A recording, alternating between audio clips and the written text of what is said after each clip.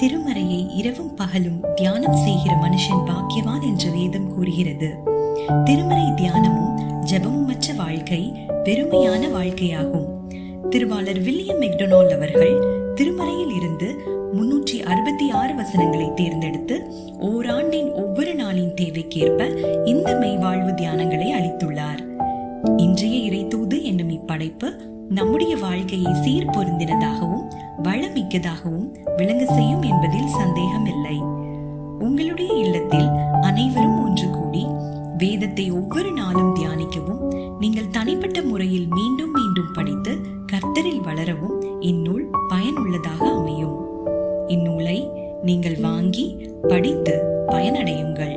உங்கள் அன்பானவர்களுக்கும் பரிசாக அளியுங்கள். இந்நூல் கிடைக்கும் இடம் மோரியா ஊழியங்கள், சென்னை.